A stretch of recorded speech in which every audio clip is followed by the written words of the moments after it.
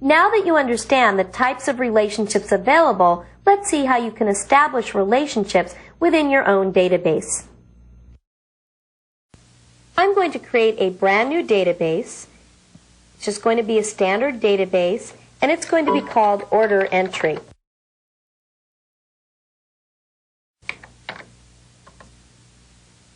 I'm going to create a table in Design View. This table, I'm going to close the Indexes window, is going to have a few fields. It's going to have a customer ID, which is going to be an auto number. It's going to have a company name, which is going to be text, an address, which is also going to be text, a city, which is going to be text, a state, which is going to be text, and a zip code, which is going to be text.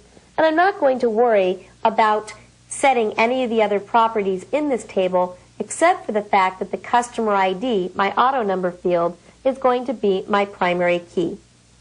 I'm going to go ahead and save this table as TBL Customers.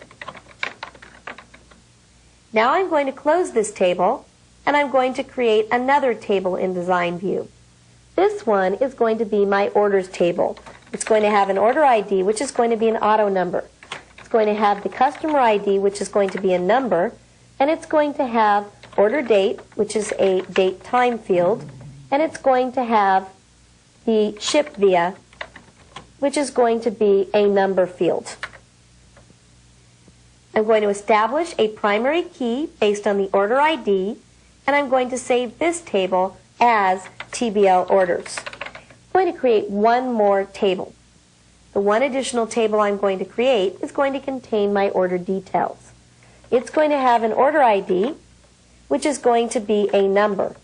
It's also going to have a line number, which is going to be a number, and it's going to have an item ID, which is going to be a number, and it's going to have the quantity, which is a number, and finally it's going to have the price, which is going to be currency. I'm going to create a primary key in this table, but the primary key is going to be based on the combination of the order ID and the line number. And I've decided that this is okay for a primary key because this table is not going to act as the one side of a relationship with any child tables. I'm going to go ahead and save this table, and this is going to be TBL Order Details. Now that I've done that, I'm going to close this table. I'm ready to establish relationships between these three tables. To open up the Relationships window, I'm going to click the Relationships tool on the toolbar. The Show Table dialog appears. I'm going to hold down my Shift key and select the Orders table, which gives the effect of selecting all three tables. I'm going to go ahead and click Add to add all three tables to the Relationships window. I'm now ready to click Close to close the Show Table dialog. I'm going to move the tables around so that Orders is adjacent to Customers and Order Details is adjacent to Orders. Now I'm ready to establish the relationship between the Customers table and the Orders table. To do that, I can simply drag the Customer ID from the Customers table to the Customer ID in the Orders table. The Edit Relationships dialog appears. Notice that the Customer ID from the Customers table will become related to the Customer ID in the Orders table. If I want to, I can enforce referential integrity. By enforcing referential integrity, I ensure that I cannot add an order for a customer that doesn't exist. I'm going to go ahead and create this relationship. To establish a relationship between Orders and Order Details, I can click and drag the Order ID from the Orders table to the Order ID in the Order Details table. I'm not going to bother for right now establishing referential integrity, and I'm going to click Create. The reason that I did not establish referential integrity is I wanted to show you a couple things. First of all, when referential integrity is established, notice that you get the one symbol and the many symbol on the join line. Furthermore, I want to show you how to delete a relationship. To delete a relationship, you have to select the line that joins the two tables and tap your delete key. You receive a message asking you if you want to permanently delete the selected relationship. If you click yes, the relationship is deleted. I'm going to go ahead and drag again and this time I am going to opt to enforce referential integrity. Notice something that I didn't show you before. Notice that the relationship type is automatically set to one-to-many. A one-to-many relationship is automatically established if one of the related fields is a primary key or has a unique index, and the other one is not a primary key and does not have a unique index. So if you think about it, in the orders table, this is the primary key, and in the order details table, it's not a primary key and it's not a unique index either.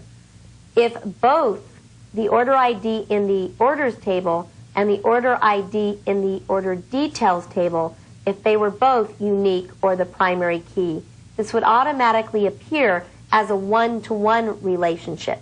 So if order ID was unique on both sides, then we would get a one-to-one relationship. I'm going to go ahead and click Create, and we're going to test out the relationships that we just built. To do that, I'm going to close the Relationships window. Now, when you're asked to save changes to the layout of relationships, you aren't being asked whether you want to save the relationships. The relationships have actually already been established and saved. All you're being asked is if you want to save the layout of the Relationships window itself. When I click Yes, the layout of the Relationships window is saved. I'm going to go into the Customers table, and I'm going to add a couple customers. The first customer is going to be called A, the second one's called B, C, D, and E. So I have 5 different customers. I'm going to close the Customers table, and I'm going to go over to the Orders table. If I try to enter a customer ID, I notice right away that customer ID is 0. If I try to enter a customer ID, notice that the default value for the customer ID right now is 0. That's probably something that I'd want to change. Remember, I added 5 customers, and although their names were A, B, C, D, and E, their IDs were 1, 2, 3, 4, and 5. If I enter an order for customer number 1, no problem. If I enter another order for customer number 1, no problem again. But if I enter an order for customer 7, notice that I get an error saying that I cannot add or change a record because a related record is required in the customer table. I'm going to have to select 1, 2, 3, 4, or 5 in order to be able to add an order. In other words, the customer must exist. If I try to enter any other customer ID, I'm going to get the same message. So I can only enter an order for a customer that exists. Now notice right now we have order IDs 1 through 9. Let's go down to the order details table. In the order details table, if I were to try to enter an order ID of 1 with a line number of 1, no problem. Order ID 1, line number 2, no problem.